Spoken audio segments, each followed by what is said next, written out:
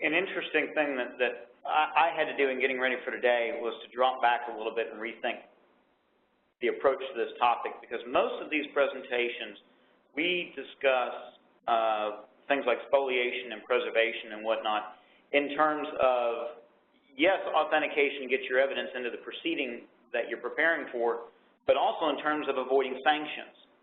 And there is an interesting relationship between the spoliation sanction or the risk of spoliation sanction and malpractice in the representation of your client.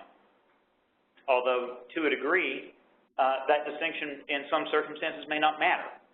But ordinarily, at least in our jurisdiction, both Alabama State Court and in the 11th Circuit, the standard for the imposition of severe sanctions, and when I say severe, I'm referring to things like a case-altering sanction, such as a jury charge, a spoliation charge, or anything involving monetary sanctions, or even something as drastic as dismissal or the striking of defenses. And in that context, you ordinarily have to have bad faith or willful destruction of evidence when you are under a duty to preserve that evidence. And there's an added element where you generally have to show, in order to obtain the spoliation sanctions, you have to show that the spoliation resulted in prejudice, and most of the case law talks about prejudice in our jurisdiction that is to the point of depriving you of a claim or a defense. It's not just that you lost the evidence you would like to have, but you lost the evidence you need to prove your case. And I mean, there's some circumstances where you can have exceptions to any number of those elements, but that's the basic framework for looking at a spoliation issue. With attorney malpractice, and in Alabama this is governed by statute, but essentially boils down to whether you met the standard of care. It's a reasonableness standard, a negligence standard. In this jurisdiction, that ordinarily will not, a negligence level of culpability will not ordinarily lead to severe sanctions for spoliation. So while in these presentations talking about ESI and learning about ESI, we're generally focused on spoliation, we have to drop back a little bit that just because you have avoided a spoliation situation does not necessarily mean you have met the standard of care for an attorney in the circumstances you're faced with. Now, I say that, and there's a caveat where with the malpractice case, you have a case within a case. The attorney's malpractice, if it's established, is generally only going to lead to a recovery by the client that the attorney represented if the client was prejudiced by that failure to meet the standard of care. And typically, prejudice is measured by whether or not you ordinarily would have prevailed in the case, or at least come out of the case in better circumstances that you would have, but for the malpractice. So you could end up having a overlapping of spoliation and malpractice if the prejudice is the sanction that's imposed even before you get to an outcome of the case. Maybe you ultimately prevail on the case, but you or your client have been ordered to pay $20,000 worth of attorney's fees for the other side. So that kind of brings up a little bit of an interesting crossover between the standards here. You can also have an issue of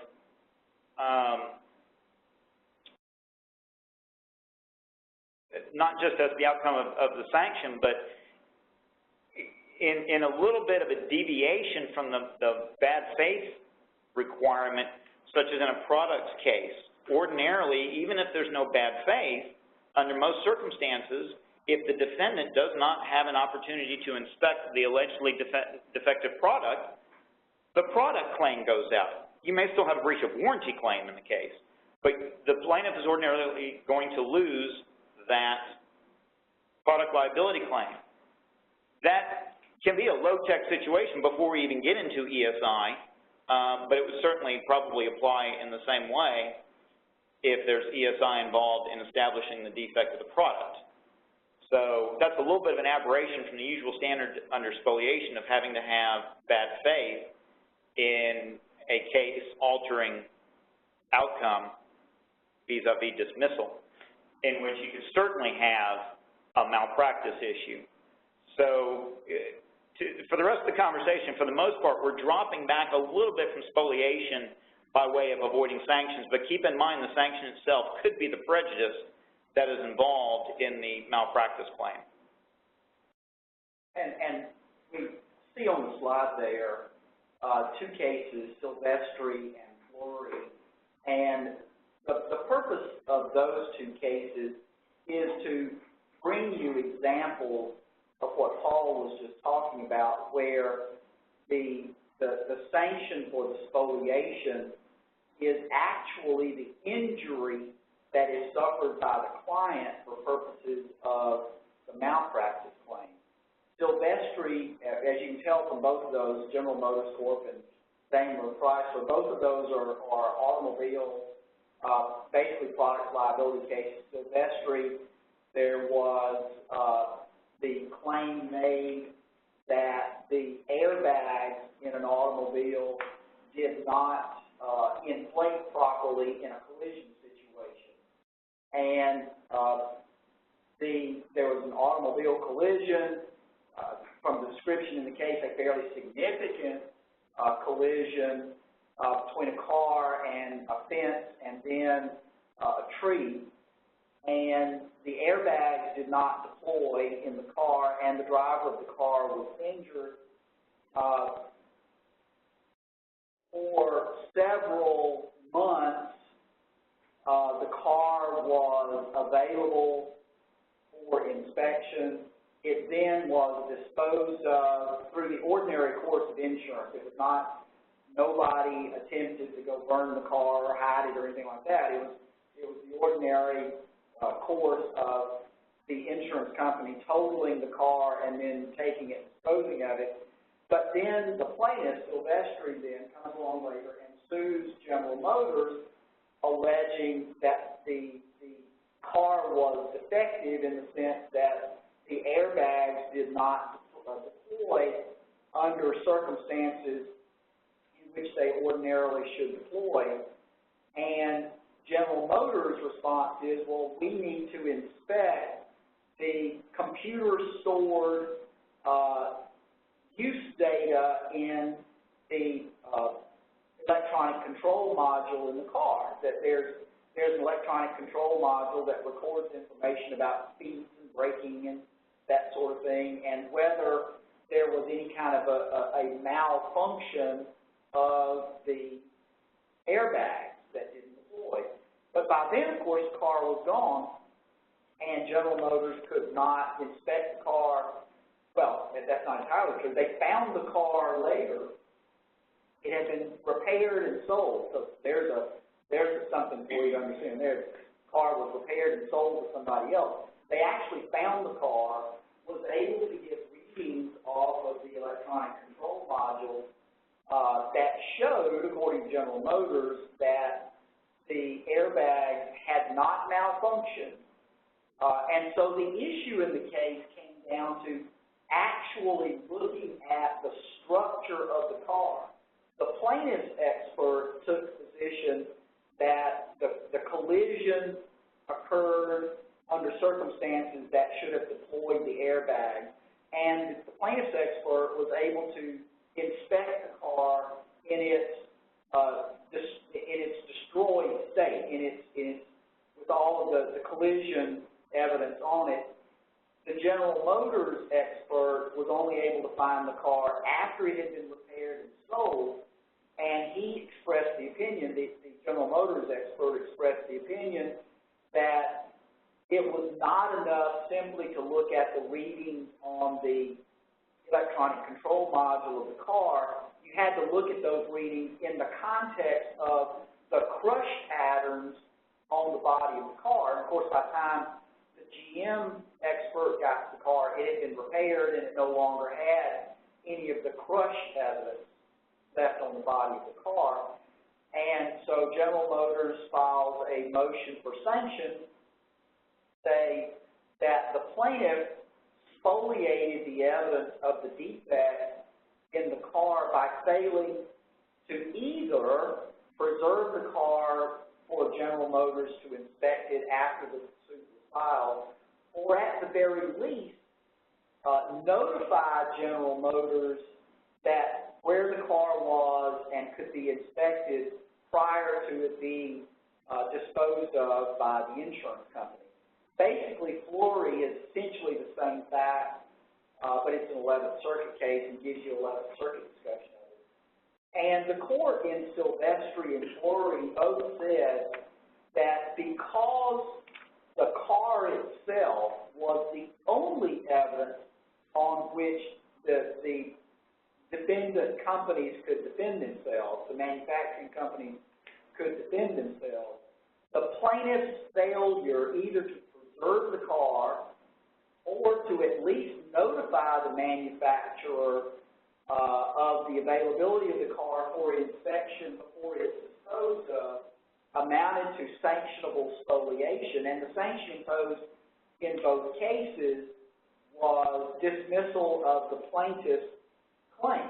It was a dismissal outright in Silvestri and Flory of the plaintiff's claim as the sanction for the spoliation. So clearly, in those two instances, the two manufacturers, General Motors and Daimler Chrysler, did not suffer a prejudice from the spoliation because they succeeded in getting the lawsuits dismissed.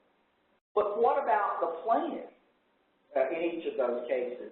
The plaintiff, in each case, effectively lost a potential claim, actually lost a potential claim for recovery of damages because the attorneys, the plaintiff's attorneys in those two cases, failed to take some reasonable steps to preserve the evidence in the form of the crushed cars. And so here is an instance, as Paul was talking about a little while ago, here is an instance where the sanction for the spoliation, that is, the dismissal of the plaintiff's claim, constitutes the injury for a malpractice claim against the plaintiff's lawyers in those cases.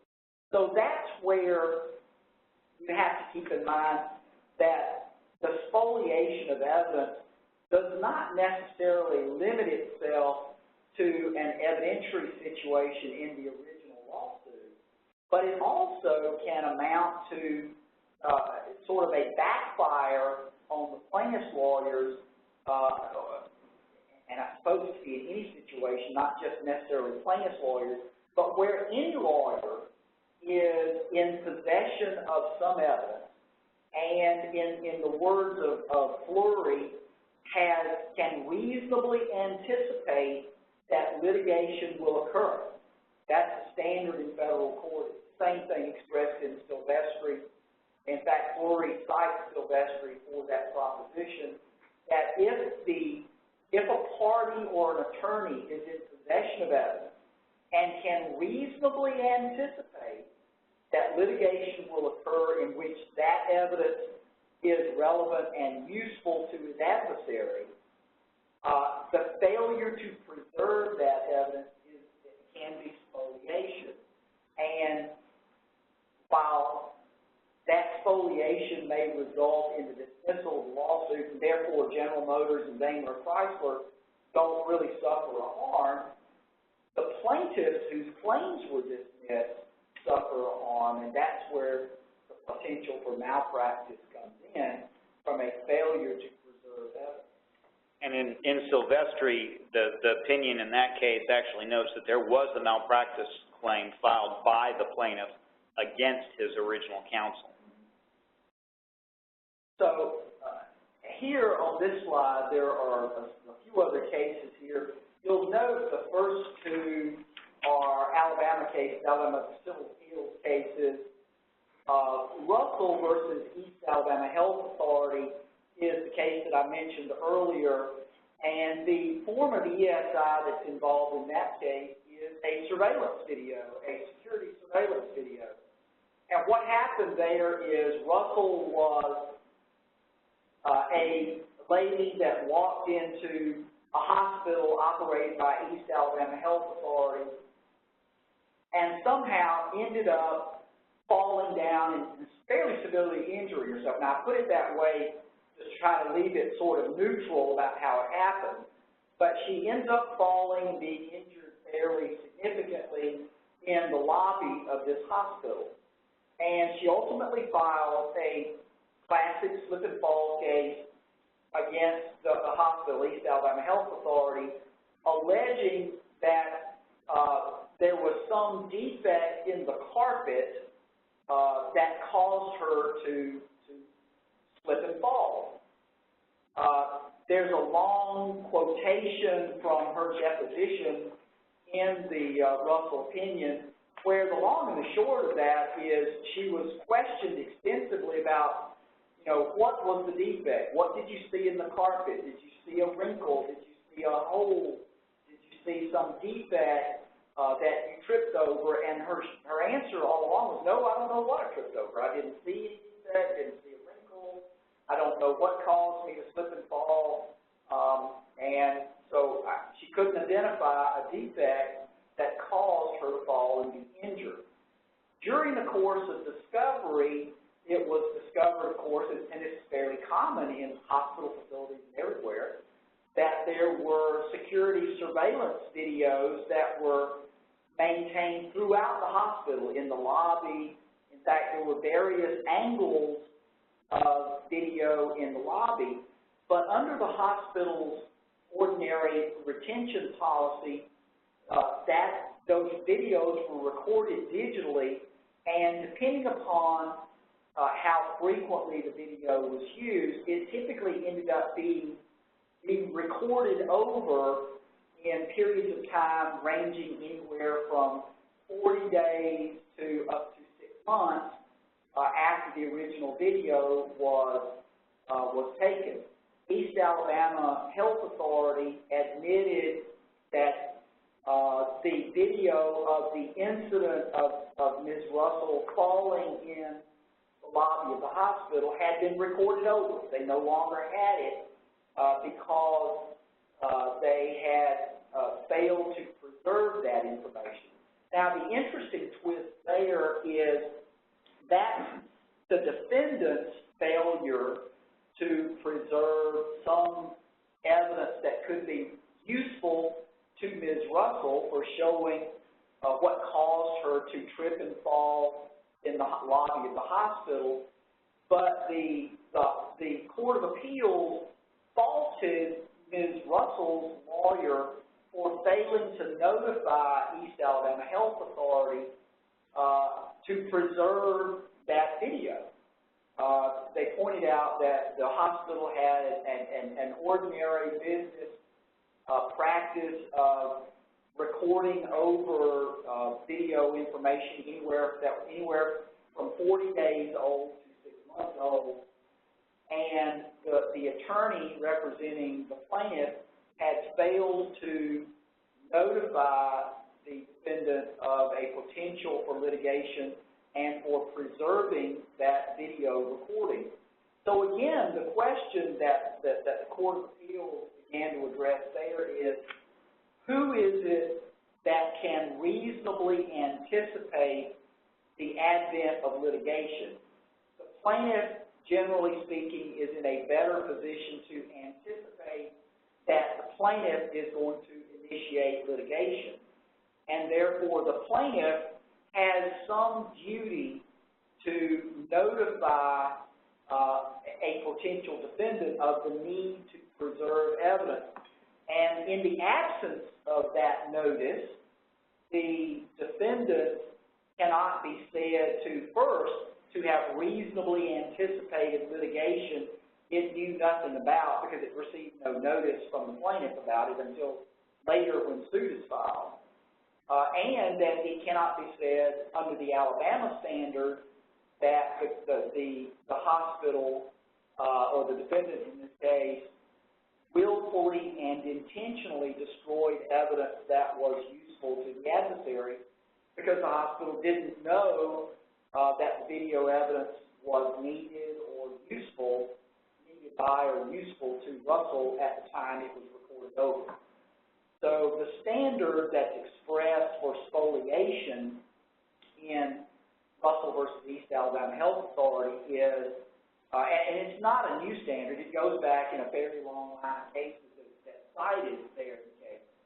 But the standard is for spoliation that the spoliating party, the party that has the duty to preserve evidence and fails to do so, that it amounts to a sanctionable spoliation only if the destruction of the evidence or the loss of the evidence was done willfully and intentionally for the purpose of depriving the adversary party of some useful evidence, which seems to me to be a fairly high standard to show for spoliation, although a comparable case in the federal system you might want to look at is Micron Technology in that case. But anyway, the Alabama standard under Russell for spoliation is whether the spoliating party willfully and intentionally destroyed or lost evidence that was useful to the adversary party. Again, that doesn't necessarily answer the malpractice question. You know, it is true that it was concluded by the Court of Civil Appeals that East Alabama Health Authority should not be sanctioned for the loss of the surveillance video recording, but that doesn't necessarily answer the question about whether either Russell's lawyer committed malpractice by not giving notice, or that East Alabama Health Authority, its lawyer, did not commit malpractice in having some kind of more appropriate ESI preservation policy where at least East Alabama was aware that there had been a fall and injury in its lobby and could have immediately identified its own surveillance video of that situation. So in either of those instances, plaintiff's lawyer or defense lawyer, some argument might be made that a malpractice occurred because the lawyers allowed evidence to disappear, some evidence that might be crucial to the case. For example, if East Alabama Health Authority had its video surveillance, and that video surveillance could definitively prove that something other than a defect in the carpet caused Ms. Russell to fall. She fell because she lost her balance for some other reason unrelated to East Alabama Health Authority, then the absence of that evidence would have been, that the evidence of the video surveillance would have been useful to the defense, and it was yet lost because of a potential shortcoming in the preservation of ESI that would have been beneficial to the defense in that case. So I guess going back to Paul's theme, you know, spoliation does not necessarily equate with the malpractice, but spoliation itself could be the injury that is underlying the malpractice situation. Or, alternatively, even if it's not spoliation, the failure to preserve evidence that might be useful to you, to your own client, might, in some circumstances, amount to malpractice. Now, to be clear, Russell doesn't get into the malpractice aspect of it, but it's an interesting question to be raised. Well, and Judge, why don't we play with a couple of the facts there that might kind of illustrate a little bit of a difference between the sanctions issue for spoliation and malpractice. And going back to your point about if that evidence had been helpful to that own party.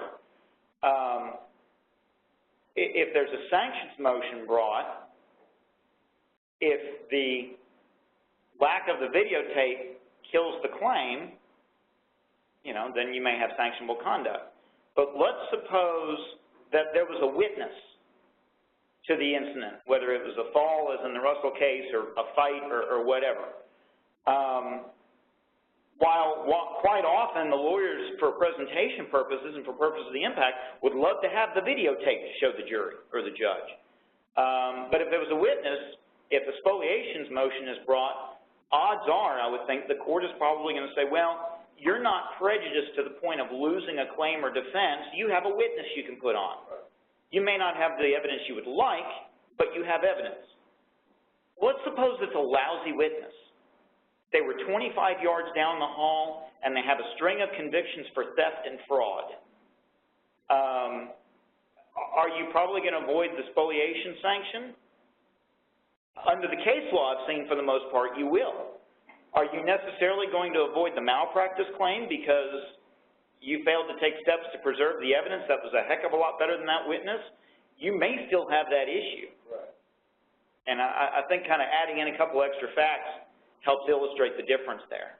Well, on the spoliation question, of course, both the federal cases and the Alabama cases all talk about how there is this sort of five-factor test that you apply, the culpability of the spoliator, and one of those factors is the prejudice suffered by the party who loses the benefit of evidence. And so, you know, even in that situation where the video is lost, but you have a very poor witness that's there, the argument still might be made that because the witness is so poor, that the prejudice suffered by the loss of the video is still great enough to sanction the spoliation. So in the spoliation context, it's not necessarily an either-or situation, that you have the evidence or in the form of a video, or you don't have it in the form of a video, but you have it in the form of a witness. The factor of the prejudice to the party who lost the party who wants to use the lost evidence, put it that way. The prejudice is one of those things that can be sort of like a sliding scale. I mean, you may have a lot of prejudice that warrants sanction, or you may only have a technical amount, some small amount of prejudice, because you have a great witness that's there. You know, the family priest who's there and saw everything, and so you have a great witness. So there's a sliding scale to the prejudice standard, but you still, separate and apart from the spoliation question, is the malpractice question. You know, did Russell's lawyer commit malpractice by failing, if he had a reasonable opportunity to do so? Did he fail to represent his client by notifying East Alabama Health Authority of the need to preserve the video, the surveillance video images? There's evidence that's lost now, and of course the problem is we don't know, because the video is gone, we don't know whether that video would have helped Russell or would have helped East Alabama Health Authority. We just don't know. And so how do you judge in that instance the prejudice aspect of it? And so in Russell versus East Alabama Health, they simply go on the culpability part of it. And they lay the culpability all at the feet of Russell, the plaintiff, or Russell's lawyer, because they were in the position to reasonably anticipate litigation occurring over the slip and fall, whereas the defendant, at least according to the Alabama Court of Civil Appeals, could not have reasonably anticipated that litigation would occur. They have to essentially wait until they're sued or otherwise notified of potential litigation. So the basis of the spoliation decision in Russell is entirely on the culpability factor rather than the prejudice factor. But again, I don't think that necessarily answers the malpractice situation. The malpractice issue is, would my client have been in a better position to try this case if I had taken steps to preserve some kind of electronically stored information, in this case, video? Can Russell argue that her client committed malpractice because the video would have helped her prove the cause of her fall. Just the same way can East Alabama Health Authority look at its corporate counsel, I suppose, not necessarily its litigation counsel, but its corporate counsel, and say, look, you know, we knew there was a fall that occurred in our lobby. Why didn't we have a document or ESI preservation protocol that would have said immediately, when that fall occurs, isolate and preserve the surveillance video of that fall? And yet we didn't have that protocol. So there may be an instance where even the party who wins the spoliation motion could still have a claim that its lawyer did not give adequate advice about preserving evidence that may have been beneficial to it. And similar to that, I'm generally on the defense side, but I'm cognizant of the issue primarily on the plaintiff side of cases where there are any number of reasons to wait to give notice to the defendant of a suit that may be strategic or tactical, or there may just be some realities in there determining whether or not the plaintiff has sufficient damages to proceed with the case. But it is something to think about. If there is the potential for there to be evidence out there that could be critical to the outcome, the question at least needs to be considered about whether to go ahead and give notice to the defendant by way of that preservation demand early to set this up. And the defense side has to think of that too. There are so many cameras in society now that if you're handling a car wreck case, if you're the lawyer for the trucking company or you're the lawyer for the plaintiff, any number of businesses in the vicinity of where the wreck happened could have surveillance footage that's helpful. And the failure to even consider that and consider whether you need to act to try and take steps to preserve that is something that needs to be asked with increasing frequency now. Paul, you and I talked a little bit about the McDermott, Will, and Emery cases. Kind of really caused some waves a few years ago. McDermott, Will, and Emery was actually sued by their client for malpractice and eDiscovery. It wasn't a spoliation claim. Will you talk to us a little bit about that? Yeah, this is considered by a lot to be the first eDiscovery malpractice case. McDermott, Will, and Emery had been engaged by JM Manufacturing Company to assist it in responding to a government request for information involving a whistleblower investigation. Through the course of that work, they engaged an eDiscovery provider, and there were teams. It was your typical big data case, big document case, where you had teams of contract lawyers reviewing documents for responsiveness and privilege. Through the course of production, on more than one occasion, privileged documents were released to the government. Not by, well, obviously McDermott, Will, and Emery was ultimately responsible, but the fault, if you will, traces back to some of the contract lawyers, and it's kind of within that context where there was a lot of discussion among eDiscovery circles about the proper use and role and supervision of contract lawyers. Obviously, it's ultimately McDermott, Will, and Emery that is defending the malpractice claim. But you had, all told, I think about 2,500 privileged documents were released in various batches to the government. JM Manufacturing obtained different counsel and filed suit against McDermott, Will, and Emery. And actually, since then, JM Manufacturing is going through a couple of different firms on these various matters. But as I understand it, that malpractice claim is still being litigated, and it's, I believe, a 2011 case.